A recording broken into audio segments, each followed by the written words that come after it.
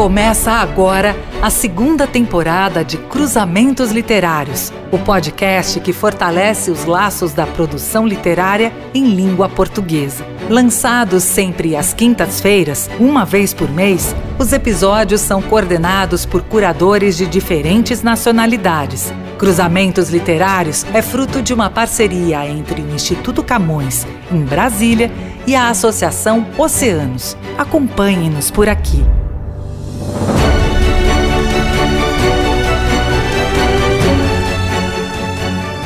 Bem-vindos a mais um episódio do podcast Cruzamentos Literários. Eu sou a Isabel Lucas, jornalista e uma das curadoras desta série, da qual, uma vez por mês, conversamos com um escritor de língua portuguesa para conhecer mais a respeito da sua obra e do modo como pensa o mundo e a literatura. Se eu disser os nomes de Bibiana e Belonísia, a maior parte dos que nos estão a ouvir sabem quem estou a falar.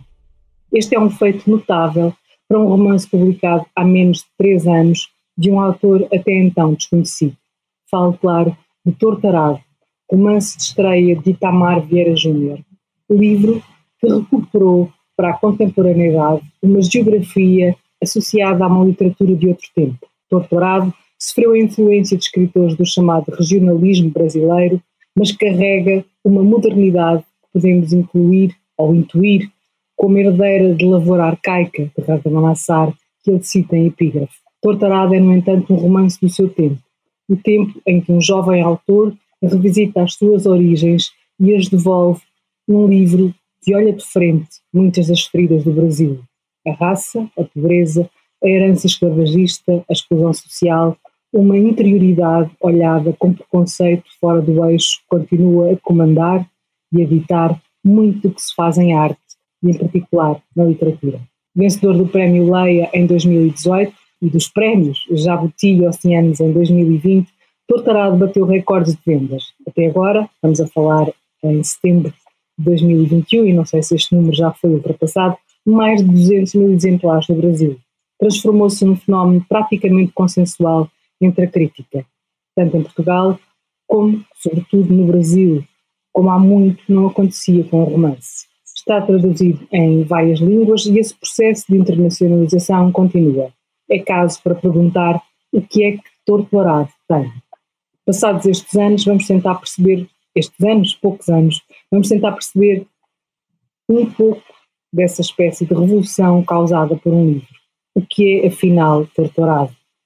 Quem melhor para nos ajudar do que o seu autor, Itamar Vieira Júnior, viu a sua vida revolucionada desde 2018.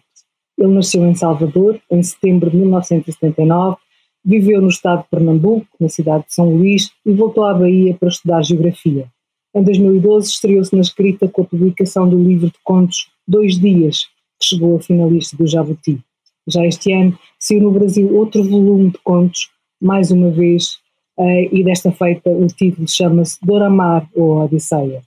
Recentemente, depois de mais um prémio, com Tortarado, Itamar Vieira Júnior afirmou: estou aqui para reafirmar que todos nós devemos ter compromisso com a cultura, com os livros.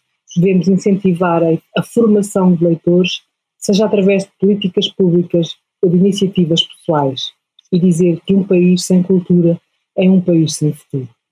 Antes de começarmos a conversa, vamos entrar no universo literário de Itamar Vieira Júnior e do seu Tortarado, pela voz da escritora Verónica Stiger. Quando retirei a faca da mala de roupas embrulhada em um pedaço de tecido antigo e encardido, com nodas escuras e um nó no meio, tinha pouco mais de 7 anos. Minha irmã, Belonísia, que estava comigo, era mais nova 1 ano. Pouco antes daquele evento, estávamos no terreiro da casa antiga, brincando com bonecas feitas de espigas de milho colhidas na semana anterior. Aproveitávamos as palhas que já amarelavam para vestir feito roupas nos sabugos. Falávamos que as bonecas eram nossas filhas, filhas de Bibiana e Belonísia. Ao percebermos nossa avó se afastar da casa pela lateral do terreiro, nos olhamos em sinal de que o terreno estava livre, para em seguida dizer que era hora de descobrir o que Donana escondia na mala de couro, em meio às roupas surradas com cheiro de gordura rançosa. Dona Ana notava que crescíamos e, curiosas, invadíamos seu quarto para perguntar sobre as conversas que escutávamos e sobre as coisas de que nada sabíamos, como os objetos no interior de sua mala. A todo instante, éramos repreendidas por nosso pai ou nossa mãe.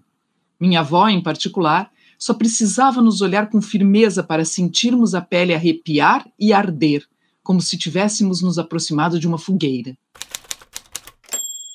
Itamar, passados estes 3 anos, que é tão pouco, mas olhando assim para tudo o que aconteceu, entretanto, parece tanto tempo, o que é que podemos perceber de Tortarado? Ou seja, o que é que Tortarado tem, ou o que é que trouxe à literatura brasileira, no seu entender, para justificar este percurso? Passados 3 anos de que o livro foi anunciado como vencedor do Prêmio Leia em Portugal, um lugar tão distante onde eu nunca havia estado ainda, eu penso que Torturado fez um caminho muito peculiar, que eu acho que é um caminho que todo autor de literatura em língua portuguesa, eu estou pensando no Brasil, estou pensando em Portugal, né, gostaria de ver seu livro fazer. Então, esse encontro da literatura com os leitores da nossa literatura, porque a literatura em língua portuguesa podemos chamar de nossa literatura, da nossa literatura com os leitores, é algo mágico e inusual, muitas vezes, no nosso tempo, porque quando a gente olha para listas de mais vendidos, né, geralmente são obras estrangeiras, pelo menos no Brasil, obras estrangeiras que ocupam esse lugar da lista. E ver um livro de língua portuguesa, um livro escrito por um brasileiro, um jovem autor iniciante, e tratando de uma realidade tão nossa, ocupando esse lugar, isso mostra que eu atribuo tudo isso à nossa literatura, Isabel, a literatura em língua portuguesa. É porque ela é capaz de fazer isso, né? Os grandes mestres do passado e do presente me ensinaram a olhar para o que há de melhor na nossa literatura.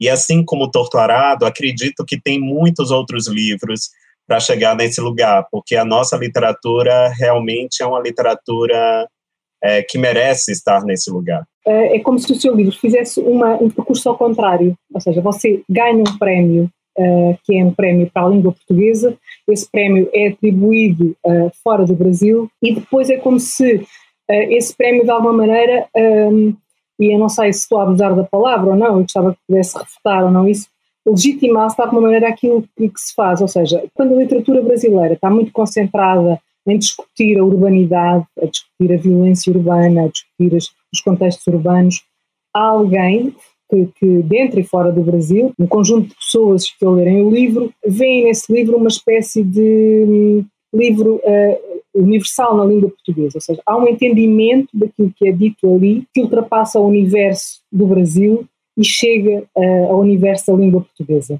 Como é que você viu isto? Ou seja, quebrou-se essa espécie de eixo, como eu disse na introdução, que comanda a literatura e comanda as artes um bocadinho no Brasil, que é o eixo São Paulo-Rio. Quando se olha para o mapa do Brasil, é uma coisinha muito pequenina, não é? Mas que de facto é preponderante e vai ditando tendências. Como é que, a esta distância, você olha para o que aconteceu? Bom, essa é uma questão muito relevante para a nossa literatura, porque durante muito tempo, Isabel, com exceção de autores do passado, como falamos, como você disse na sua fala inicial, os considerados regionalistas, né, que vinham de outras regiões do país, do sul ou do nordeste brasileiro, a literatura durante muito tempo ela se concentrou nesse eixo, né? Era o eixo, ainda é o eixo onde estão as editoras, grande parte das editoras, onde estão os autores, mas o Brasil é um país, parece clichê falar isso, e é clichê também, mas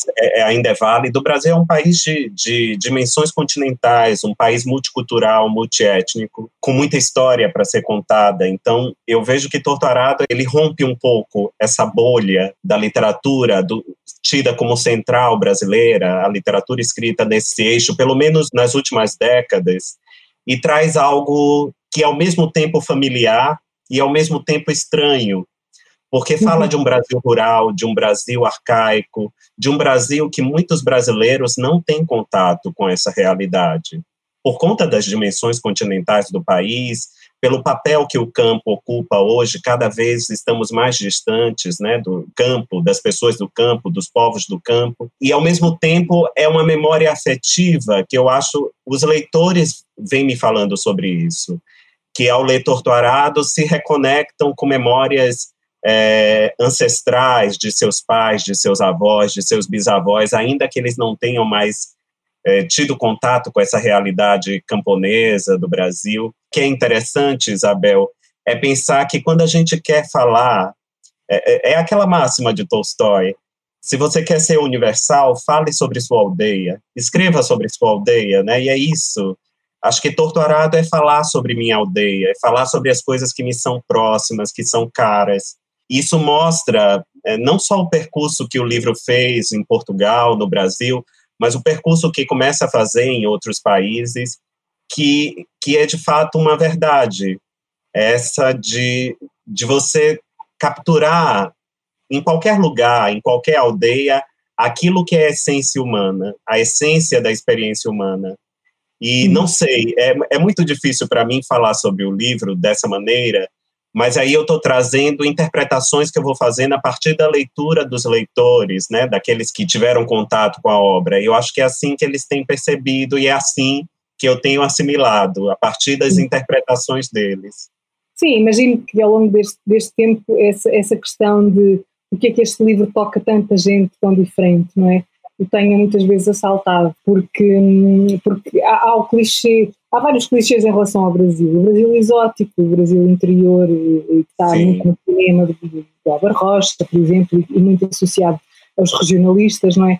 Há o clichê depois da violência do Brasil urbano, e nós já falámos aqui que é aquele que nos últimos anos a literatura mais tem exportado. Você sente que de alguma maneira rompeu com o clichê, ou seja, conseguiu romper com o clichê, assim, aquilo que se dizia, escrever sobre a história destas pessoas, a história deste território, a história deste tempo, associado a nomes como Graciliano Ramos, por exemplo, a Raquel Queiroz e tantos outros que podemos continuar aqui a associar, e depois, como você cita em epígrafe, o Raduan Assar já vem de outro tempo e já olha para esse mundo também de uma maneira diferente.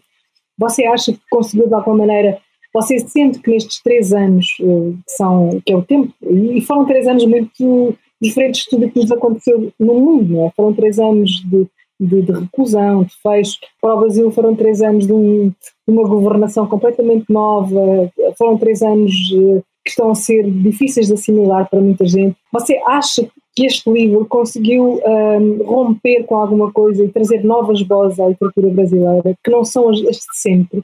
Isabel, 3 anos muito intensos, que parece que foram décadas, né, que se passaram, pelo menos para nós que estamos no Brasil, acho que para boa parte do mundo também, porque eu fico imaginando, em 3 anos ganhamos um governo inesperado, veio a pandemia, pessoalmente esse autor aqui que fala com vocês, viveu um turbilhão de coisas que nunca ele imaginou, nunca. Eu escrevi Torturado pensando nas pessoas que estavam à minha volta, né, que era uma história que poderia ser contada e poderia ser interessante para as pessoas que apreciavam a literatura, uma literatura escrita à margem. Eu não estava nos grandes centros, nem tinha editora para publicar, ainda bem que não tinha, porque meu encontro com Portugal e com os leitores portugueses se deu nesse contexto. Mas eu gosto de pensar que, assim como eu me alimentei da literatura em língua portuguesa, da literatura brasileira, da literatura portuguesa, da literatura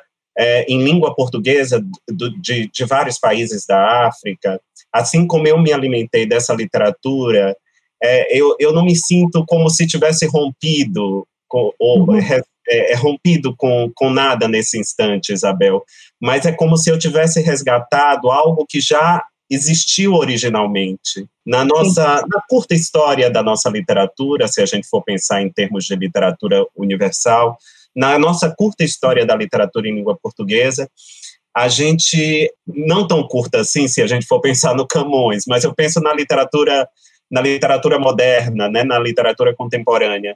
Essa diversidade já existia, já era presente, né, vozes já haviam se destacado de diferentes locais, né, seja aqui, seja em Portugal, seja em outros locais, E talvez me alimentar dessa literatura, me alimentar de tudo isso e de ver quanto ela é valorosa, né, do quanto ela é imagética, do quanto ela nos traz coisas belas que só a arte literária pode trazer. Eu me sinto um pouco como se tivesse ido lá no fundo do poço resgatar essas histórias, resgatar essa forma de contar a história e trouxesse para o meu tempo, né? O mais determinante é olhar para esses personagens que muitas vezes não são tidos como dignos de grandes histórias. Acho que essa é a grande lição que eu trouxe, por exemplo, do Graciliano Ramos, do José Saramago ou do Jorge Amado, por exemplo, né? Que os personagens mais improváveis, esses guardam, cada um vai guardar grandes histórias à sua maneira. Levantei a faca, que não era grande nem pequena, diante dos nossos olhos, e minha irmã pediu para pegar. Não deixei, eu veria primeiro. Cheirei e não tinha o odor rançoso dos guardados de minha avó. Não tinha manchas nem arranhões. Minha reação naquele pequeno intervalo de tempo era explorar ao máximo o segredo e não deixar passar a oportunidade de descobrir a serventia da coisa que resplandecia em minhas mãos. Vi parte de meu rosto refletido como num espelho, assim como vi o rosto de minha irmã, mais distante. Belonísia tentou tirar a faca de minha mão e eu recuei. Me deixa pegar, Bibiana. Espere.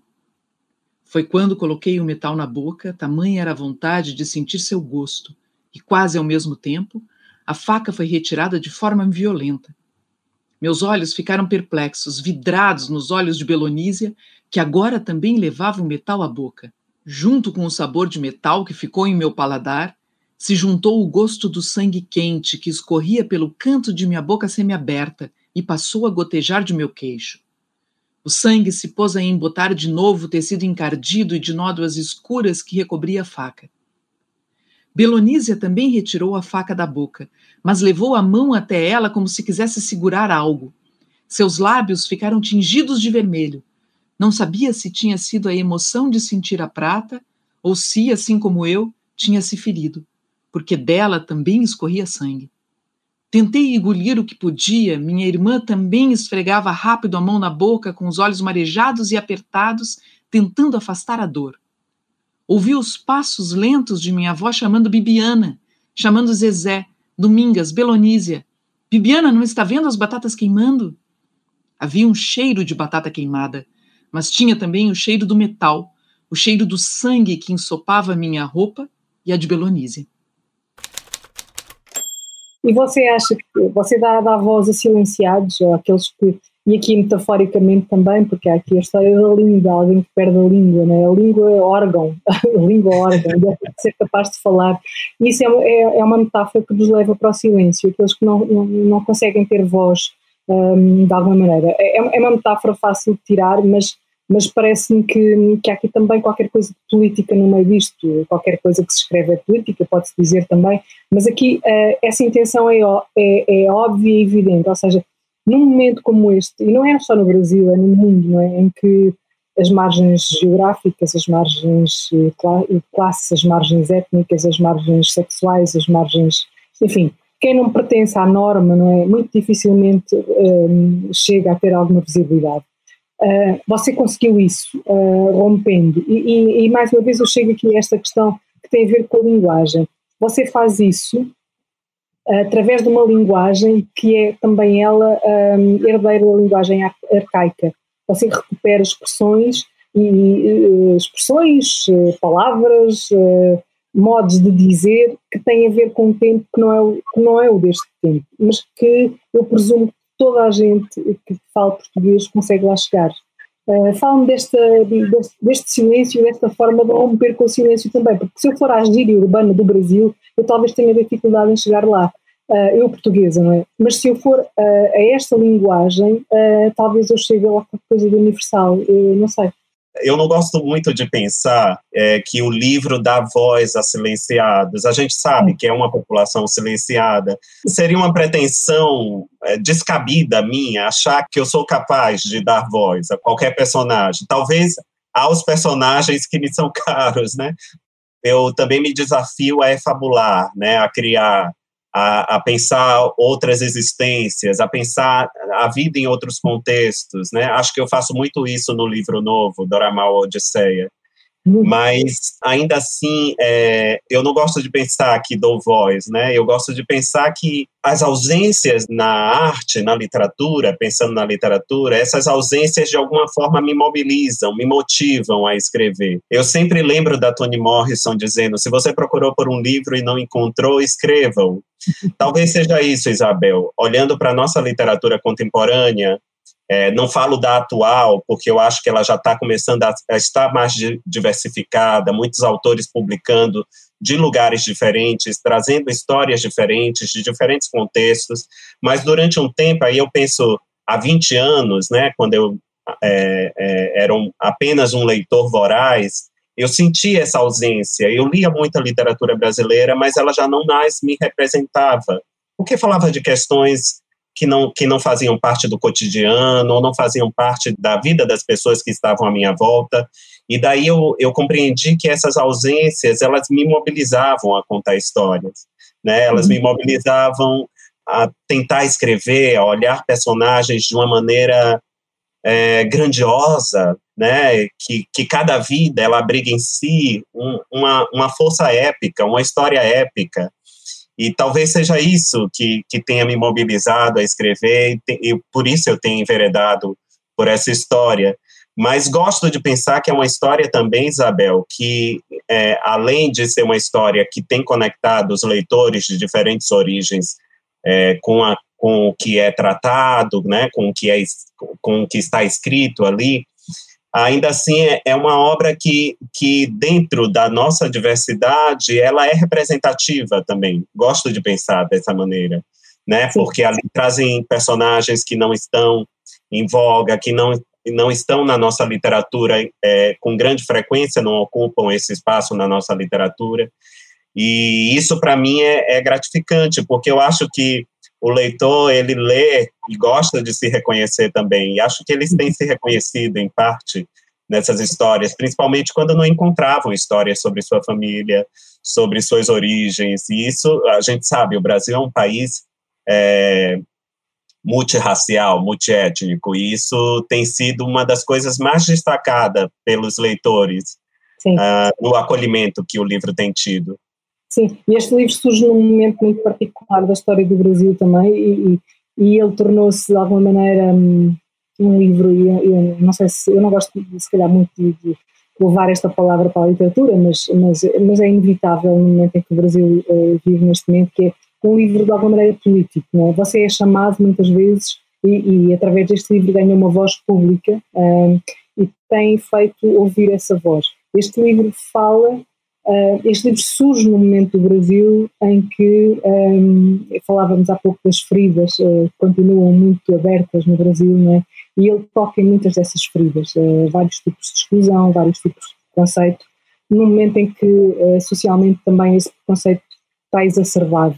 Como é que você vê aquilo que escreveu, ou seja, a literatura deve ser livre de qualquer leitura política, deve sobreviver a isso, mas ela inevitavelmente neste aspecto toca nisso. Como é que você lida com esta duplicidade, a ambiguidade, enquanto criador, por um lado, escritor, e por outro, alguém que ativamente se tem manifestado em relação a este Brasil onde vive? É muito curioso, né? Porque eu nunca pensei que os olhos, o interesse sobre o que eu penso, o que eu digo, iria se voltar, né, para mim com tanta intensidade. E o livro, ele surge num contexto muito nebuloso da nossa história. Isso, de fato, é algo que não temos consciência, Isabel, no momento da escrita, no momento em que somos movidos para escrever aquela história, mas com o passar dos anos, né, esses 3 anos que parecem uma década ou mais, com o passar do tempo, eu olho e vejo que, constato que é inevitável para um autor, né, não olhar para o seu tempo, não refletir sobre o seu tempo. Ele faz isso a todo momento e faz de maneira até inconsciente. Eu acredito que eu tenha feito de uma forma inconsciente. E hoje aquele contexto, né, de ebulição, de grave degradação política, moral, que o país tem vivido nos últimos anos, aquilo já me mostrava, né, que era algo necessário, algo que se fazia relevante a contar. E é dessa maneira que o livro surge, e surge num contexto, né, parece que em um país dividido, né, um país muito dividido, e o livro surge num lado oposto aos que estão no poder, né? É disso que os leitores e a crítica têm feito do livro, não o autor, são os leitores, principalmente os leitores. Eu recordo que, acho que um pouco mais de um mês, saiu uma matéria no Le Monde, que eu nunca imaginei que fosse sair algo assim, que dizia, não dizia o nome do livro na chamada, nem o nome do autor, mas dizia assim, o livro que sacudiu o país de Bolsonaro. Ou seja, acho que é algo que ficou marcado na história desse livro, no surgir desse livro, né? Essa instabilidade política e tudo que tem nos atravessado de terrível nesse momento, mas se tornou uma espécie de símbolo desses tempos também, né? Espero que ele consiga sobreviver e estar além desses tempos, porque talvez, acho que mereça, mas também acho interessante que o livro demarque um lugar neste tempo. E o autor, como qualquer agente político, né, como qualquer cidadão, tem utilizado o espaço para se fazer ouvir também, né, que ecoe as coisas que me indignam, né, aquilo que deve ser mudado, que deve ser pensado. Eu não me furto,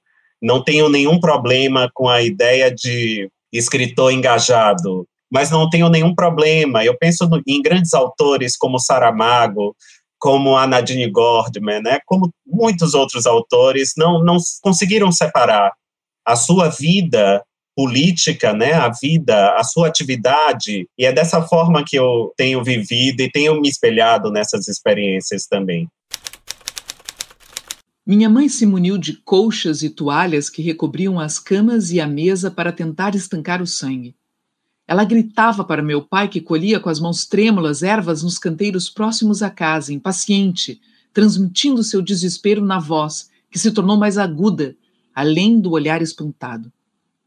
As ervas eram para ser usadas no caminho até o hospital, em rezas e em cantos.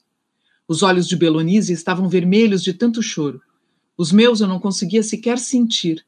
E minha mãe perguntava perplexa o que havia acontecido, com o que brincávamos, mas nossas respostas eram longos gemidos difíceis de interpretar.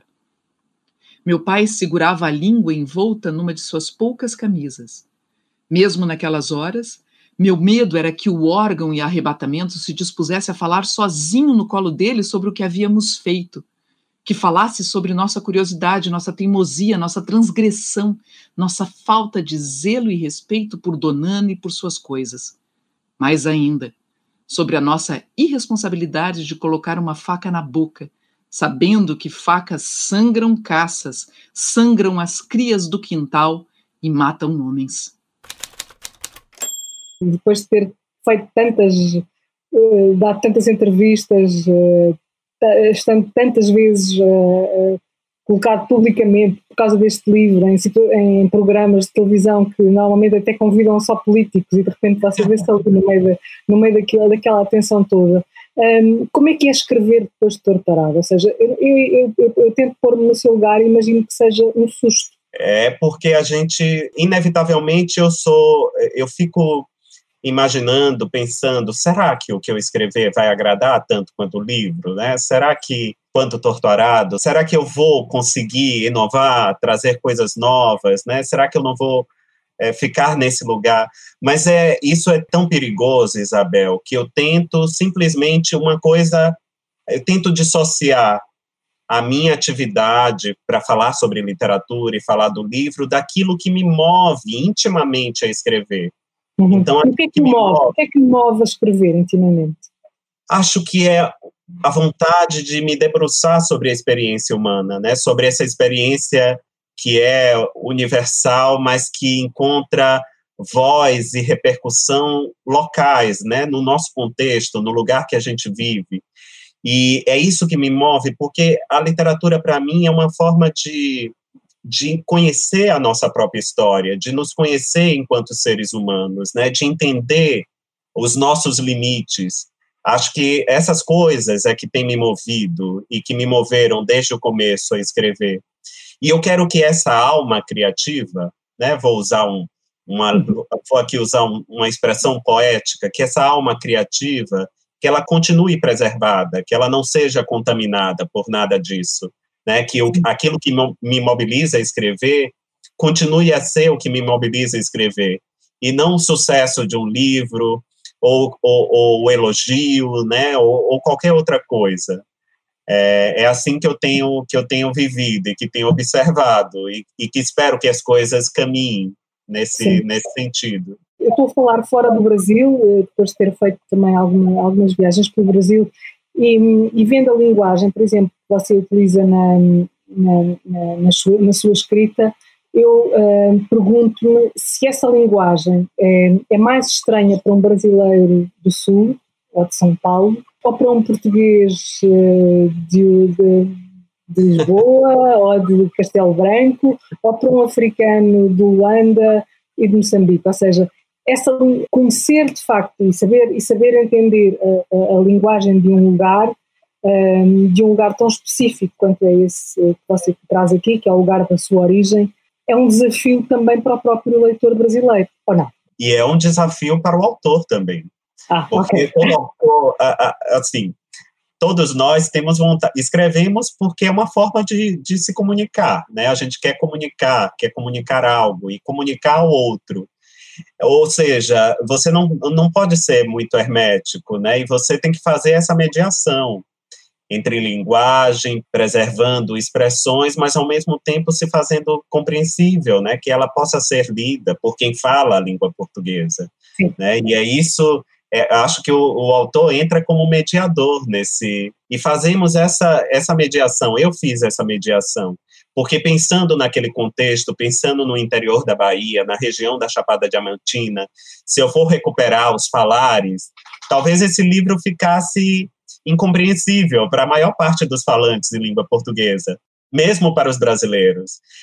Imagine o Brasil, quase 8.000 quilômetros quadrados, com tanta gente de tantos lugares que fizeram esse país, né, dos povos originários que aqui estavam, até os europeus, os asiáticos que para cá vieram. Pensando dessa maneira, o Brasil é um país de muitas línguas portuguesas, né? São muitos falares. E, é claro, é um falar que se torna, são expressões que são quase incompreensíveis para a parte significativa da população. Então, eu tive que fazer essa mediação para tornar... Aí entra o trabalho literário, né? Que é um trabalho com a linguagem. Sim. E daí, de fato, você se sente autor, porque você consegue transpor aquilo numa linguagem que é compreensível para boa parte dos leitores.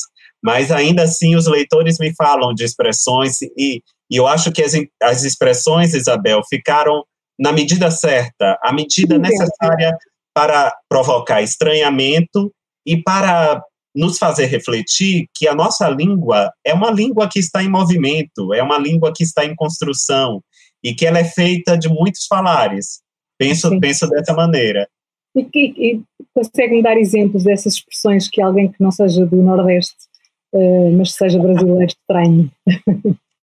Tem uma expressão que é engraçadíssima, e ela é até curiosa para boa parte dos brasileiros, e acredito que para os portugueses também. Tem uma personagem que fala, que ela usa uma expressão que a Belonísia não engravidava, não é porque ela não tinha nenhum problema, né, físico, é porque o marido tinha gala rala. Ou seja, é algo que não é muito... Quem está fora desse contexto do Nordeste brasileiro, né, mais especificamente do interior da Bahia, talvez nem saiba do que se trata. E aí vai pesquisar e a gente vê. Acredito que para os portugueses também não faça o menor sentido. Mas é algo que eu mantive no livro, né, que gera um estranhamento. E as pessoas depois descobrem por si só do que se trata. E eu acho Sim. que é isso que é curioso, que move o leitor também, o interesse pela leitura, e ele vai descobrindo aos poucos algumas expressões. Corria entre papiros, cabelos de nego e capins navalha que nasciam na beira dos marimbus, abrindo lanhos profundos em minha pele seca. Não minava sangue, não minava pus. Do meu corpo só escorria o suor que empapava minhas vestes, que empapava o pano que amarrava meus seios. A canoa de Ajoujo deslizava sozinha como uma baronesa, até ser engolida pelo veião, desaparecendo num rodamuinho de água escura como a cor de minha pele. Corria em meio à caatinga antiga de árvores altas, buscando a vereda para casa, quando pedaços da pele de meus braços ficaram enganchados nos espinhos de tucum. Nem dia, nem noite, e a terra assava meus pés com a quentura que emanava. Surgiu um homem bem vestido, de pele branca e igual cavalo branco, sorrindo, cerrando a trilha por onde eu corria. Eu tentava escapar por outros rumos, gritava, mas estava tudo cercado. O arame brilhante como a prata ladeava a terra e só restava tucum, mandacaru, palma, genipapeiro e pau seco. Não podia retornar para casa. Até que vi uma pedra que irradiava a luz. Luzia feito uma joia preciosa. Pus a mão sobre ela. O que de longe parecia uma pedra era um pedaço de marfim que não se movia do chão. Parecia ter o peso do mundo. Com as duas mãos tentei levantar até que do marfim saiu, com um metal polido puro brilho, a faca de Donana, perdida, que voltava para minhas mãos. A faca que num impulso retirei da boca de Bibiana para repetir o gesto, naquela idade que queremos ser como os irmãos mais velhos, sem perceber que da boca de minha irmã minava sangue, sem perceber o perigo do fio do corte de lâmina que produzia um lume violento. O lume que deceparia minha língua, me encerraria sem palavras, envergonhada do que tinha feito a mim mesma, como o arame que me cercava naquele campo.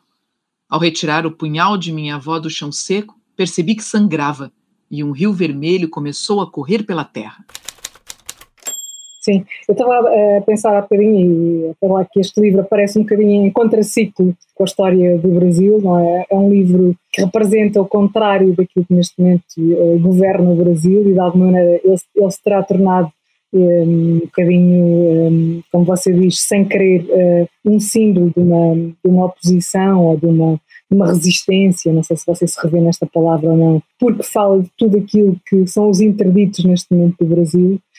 E você passou a fazer outro registro enquanto autor deste livro e a treinar outro registro onde está a ser fluente, está a ser regular, que é a crónica. E na crónica você é mais livre enquanto pessoa Itamar Vieira Júnior e não o romancista Itamar Vieira Júnior. Como é que você gera estas duas coisas?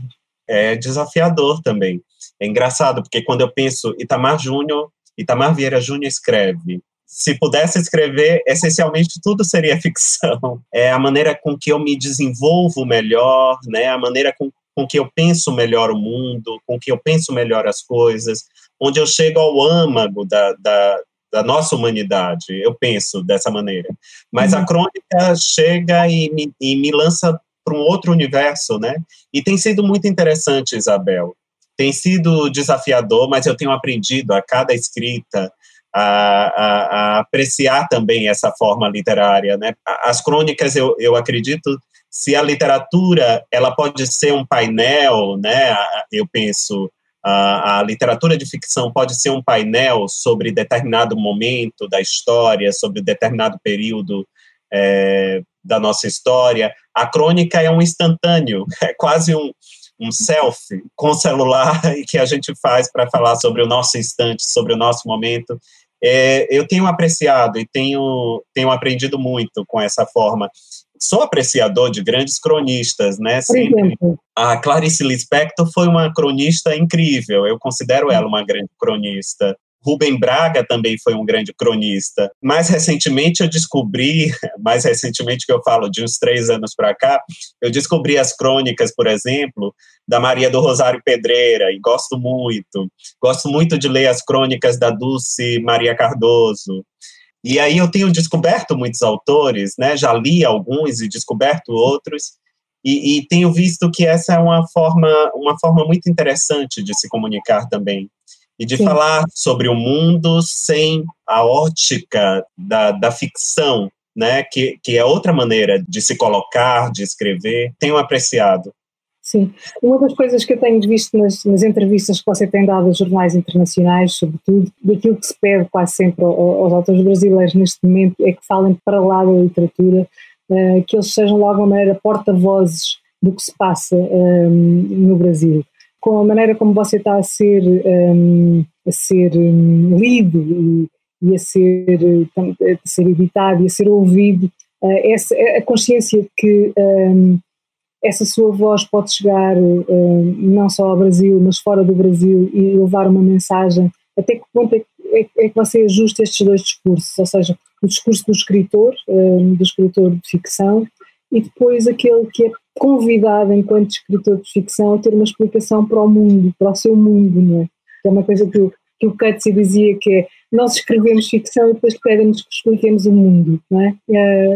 Como é que você se vê nesse papel? Eu não tenho refletido muito sobre isso, Isabel, mas sei que é um caminho inevitável à medida que vão lendo o livro, principalmente fora do Brasil, né? Que esse caminho vai sendo revelado e que de alguma forma eu vou precisar falar, né? Para mim é muito... Mas você quer falar, não é? É aquela história, a gente fala por... Talvez seja interessante aproveitar esse espaço, aproveitar esse lugar e compartilhar conhecimentos, compartilhar compreensões de mundo, né? Ainda que eu seja, talvez você não acredite, mas eu acho que você acredita, extremamente tímido, né? Então, para mim, entre falar e se calar, é mais fácil se calar, e é desejável se calar, mas seria uma espécie de covardia também, não falar, né? Porque se há um estado de coisas que me afeta e que afeta as pessoas à minha volta, e se de alguma forma esse pequenino espaço que eu ganhei e que eu tenho, e que eu posso fazer amplificar tudo aquilo que é importante, que é relevante, que é interessante para todos nós, se eu não usar esse espaço da maneira devida, que ele não seja apenas algo que me traga satisfação, mas algo que traga satisfação às pessoas que estão à minha volta, né? As pessoas que precisam disso, né? De alguma forma. Eu acho que não falar seria uma espécie de covardia, então eu me obrigo no bom sentido, né? Não é uma obrigação, não é um fardo, mas eu me obrigo a falar. É como se eu estivesse num trampolim e eu sei que aquele salto para a piscina vai ser um salto cheio de adrenalina, né, e de muito prazer, mas o medo de altura não deixa você saltar. E em algum momento você vai se lançar, porque a coragem deve prevalecer. É mais ou menos isso, né? Utilizando essa metáfora do salto. O salto, e não sabemos muito bem o que é que vamos encontrar lá embaixo, e pode estar o abismo, não é? É um bocadinho assustador. Mas esse lado, quando você escreve as crónicas, você neste momento é um cronista também, é um escritor de ficção, é um contista, é um romancista, como está provado no Torturado. Quando você pensa em si como escritor, como é que é essa relação? Eu não sei como é que este romance alterou o modo como você se pensa como escritor, porque a escrita já existia antes do Torturado, não é? E agora a escrita continua a existir. Tenho essa voz, que é uma voz que neste momento é política, quer se queira, quer não, é política. Você tem consciência de qualquer coisa que escreva vai ter esse tipo de leitura? Não tenho consciência, mas vou aprendendo com o tempo, Isabel. Uma coisa que me inquieta, assim, pensar no Itamar escritor, eu estou pensando sempre no Itamar, porque a literatura é algo que surge ainda muito, muito no começo da minha vida, né? Foi a experiência de ler, aprender a ler e escrever, e ela surge naquele contexto, e ali eu já contava historietas, que hoje eu olho para o passado e eu vejo que eram espécies de peças teatrais, né? Textos dramatúrgicos que eu inclusive interpretava com colegas na escola. Escrever sempre foi uma forma de comunicação. Não escrever seria como não ter a língua, como uma personagem, como uma das personagens de Torturado. Então, claro, eu tenho a voz, eu falo com você, eu falo com as pessoas à minha volta, todos que querem, que precisam que eu falo, mas escrever também é uma forma de falar, é uma forma de se colocar no mundo. E uma pessoa tímida, aí estão os contrastes, né? Uma pessoa tímida como eu, que muitas vezes deseja o silêncio, mas ao mesmo tempo tem um ímpeto tagarela. E aí ela não pode falar a todo momento. E parte dessa energia ele canaliza para a escrita. É assim que eu tenho percebido, né? Passados tantos anos do Itamar escrevendo, é isso que eu tenho percebido. Que escrever é canalizar um pouco da minha tagarelice, né? Muitas vezes não há pessoas para escutar o que eu tenho a dizer. Então eu ponho no papel para quem tiver interesse no futuro possa ler. Sim. Estou a pensar nos escritores que muitas vezes dizem, e neste caso nos escritores brasileiros ou em países que vivem em momentos conturbados, como vive neste momento o Brasil, que é a urgência de escrever sobre aquilo que está a passar. Ou seja, você assiste a um debate, ou assiste a uma manifestação, ou assiste ou sabe de uma notícia nova e o ímpeto eu tenho que dizer qualquer coisa sobre isto, não é? Como é que você gera isso na perspectiva do ficcionista, do escritor de romance, que há o escritor de romance que se entrega imediatamente e se lança nessa urgência para a ficção, e depois o outro que deixa maturar as coisas e vai procurando outros registros para canalizar essa energia positiva, negativa, essa coisa de pôr para fora aquilo que é preciso dizer. Você tem dito muitas coisas que no Brasil de hoje podem ser vistas como perigosas, de alguma maneira, não é? Como é que você lida com isto? Na perspectiva do cidadão Itamar. Aqui tem uma expressão no Brasil, Isabel, que eu vou falar, não sei se todos compreendem, mas algo que você falou agora, eu vou dizer, espero não pagar com minha língua, né? Que eu não pague essa tagarelice com minha própria língua. E é mais ou menos dessa maneira. A crônica, né, escrever sobre o instante, sobre o momento, sobre aquilo que a gente vive, eu acho que ela é cercada, né? Ela é motivada por essa urgência, né? É falar sobre o aqui e o agora. Ou se não é sobre o aqui e o agora, mas são coisas que se projetam como relevantes na circunstância, no instante. Para a literatura, embora eu tenha essa necessidade, aí há uma urgência criativa que é diferente da urgência sobre o que aquela criação se debruça. Eu não tenho essa urgência de me debruçar sobre o momento. Eu penso, por exemplo, se eu tivesse que escrever um romance sobre uma pandemia, não seria agora. Talvez daqui a 20 anos, se eu tivesse a completa distância, né? A necessária distância para me debruçar sobre isso. Então, a urgência de escrever não é a mesma urgência de escrever sobre um instante. A crônica não, a crônica é algo que é movida, inclusive, pela urgência do momento, né, do que está à nossa volta, mas a ficção eu não vejo dessa forma. E os processos sociais, né, a nossa própria vida em sociedade é algo que vai mudando. Muitas vezes a gente tem uma percepção que muda rápida, mas nunca é uma mudança brutal, né, disruptiva. É uma mudança que se dá gradualmente. Para mim, olhar para essa pandemia e escrever sobre ela seria algo inimaginável nesse instante, porque eu não consegui sair desse momento e olhar com a necessária distância esse fenômeno, esse evento, para poder falar sobre ele. E quando se pensa, por exemplo, imaginemos que daqui a 20 anos, 30 anos, as pessoas vão pensar neste seu romance Torturado, e esperemos que, entretanto, haja muitos outros romances seus que nos levem para outros lados, mas este romance Torturado, de uma maneira quase ocasional, não é? Ficar ligado a este momento do Brasil.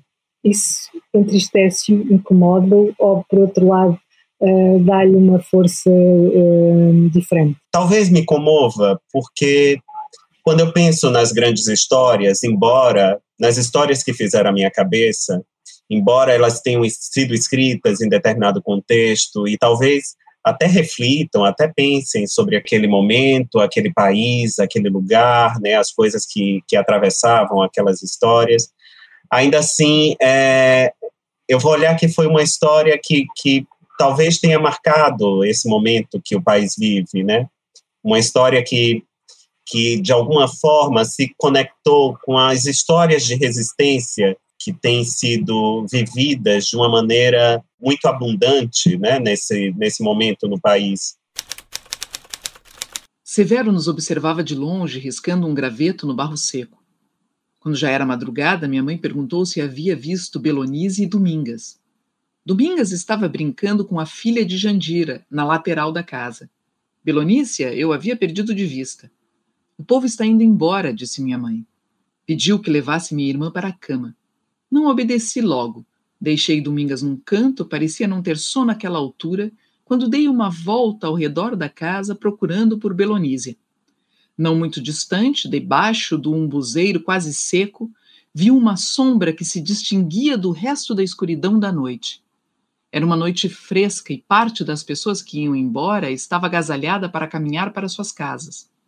Outros abraçavam o próprio corpo tentando se aquecer. Me aproximei devagar da árvore onde se abrigava a sombra, e antes que chegasse mais perto, a vi se dividir. Belonísia deixou o abrigo como se nada tivesse acontecido. Passou por mim de cabeça erguida e sorrindo. Antes que eu me aproximasse mais, Severo também deixou o umbuzeiro e seguiu em direção aos pais que estavam prontos para caminhar até a sua casa, com um candeeiro que tremulava a luz ao longe nas mãos. Sem conseguir dormir o resto da noite, nem olhar para minha irmã, fui tomada por um sentimento de decepção e rivalidade que desconhecia até aquele instante. Estes primeiros anos ensinaram-lhe alguma coisa sobre quem é o Itamar Vieira Júnior escritor, ou seja, nestes 3 anos você aprendeu alguma coisa sobre o que é que deve manter, o que é que deve mudar, quem é você enquanto escritor ou o que quer ser enquanto escritor? Como é que foi olhar para este percurso nessa perspectiva de aprendizagem? Não é? Eu não tenho conseguido, Isabel, olhar de uma maneira muito intimista para esse momento, nem para o que o autor vem vivendo, né? Eu não consigo ainda manter a distância, mas uma coisa que é muito relevante para mim é a comunicação que os leitores estabeleceram comigo. E cada um, à sua maneira, como eles interpretam a história.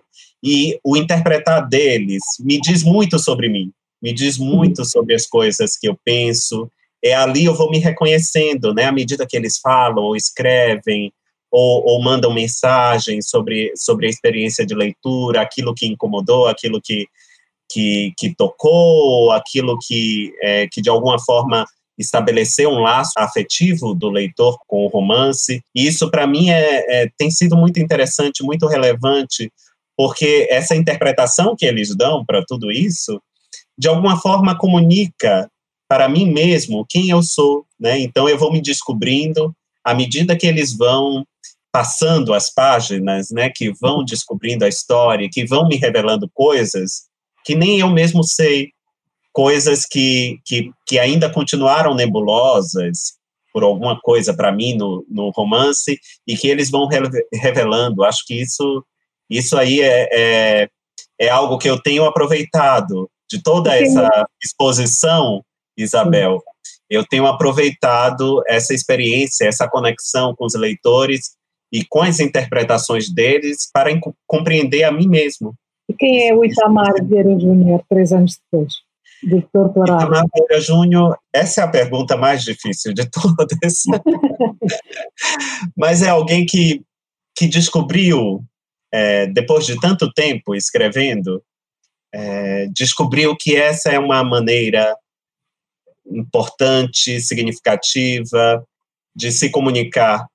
Eu penso que os nossos ancestrais, Isabel, desde o tempo das cavernas, né, desde que começaram a gravar imagens nas paredes de cavernas, eles tinham o mesmo ímpeto criativo, né? A mesma vontade de eternizar o momento, suas histórias, da forma como podiam. E nós somos esses pintores da caverna contemporânea, né? Estamos pintando essa caverna para que no futuro possam ler aquilo, né? E se comunicar com toda essa trajetória épica da humanidade. Pode ser assim. Itamar, olhando, se eu lhe disser estas duas, se eu juntar estas duas palavras, torturado, qual é a primeira imagem que vem à cabeça?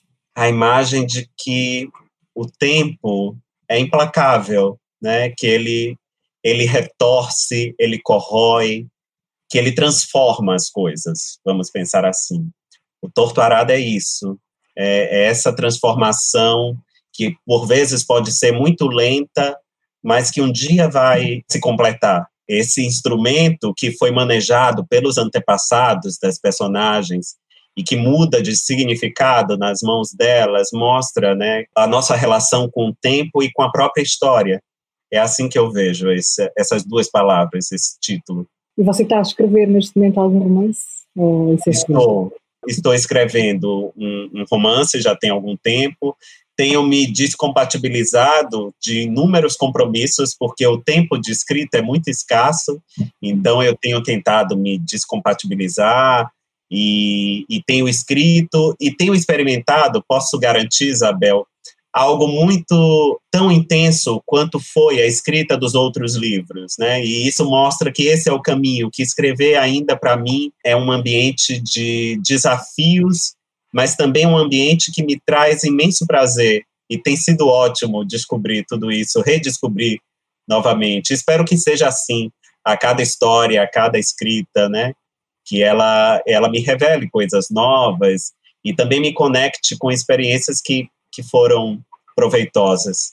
Uhum. E você sente, é uma última pergunta, que abriu caminho para outras pessoas que não vivem no centro onde tudo se passa, que vivem nas periferias, a vir dizer aquilo, escrever os livros que a Toni Morrison disse, que ainda não estavam escritos e que alguém quer ler? Não sei se abrir caminhos. Talvez seja muito pretensioso dizer, mas se serviu de inspiração para que as pessoas não desistam, né, que elas sigam suas vocações, suas vontades, que elas sigam, né, sem se preocupar quando isso vai se concretizar, mas que sejam coerentes consigo mesmas. Se isso mobilizar para que mais pessoas apresentem seus escritos, apresentem as coisas que fazem, a arte sobre as quais se debruçam, eu já vou estar satisfeito, se serviu para isso, Isabel. Obrigada, Itamar. Foi muito bom ter esta conversa consigo, mais uma vez. Chegamos ao fim de mais um episódio do podcast Cruzamentos Literários, resultado de uma parceria entre o Instituto Camões, em Brasília, e a Associação Oceanos. Eu, Isabel, despeço-me e convido a todos para nos acompanharem no próximo programa, que vai para o ar no fim de outubro. Até logo. Cruzamentos Literários, uma parceria entre o Instituto Camões, em Brasília, e a Associação Oceanos.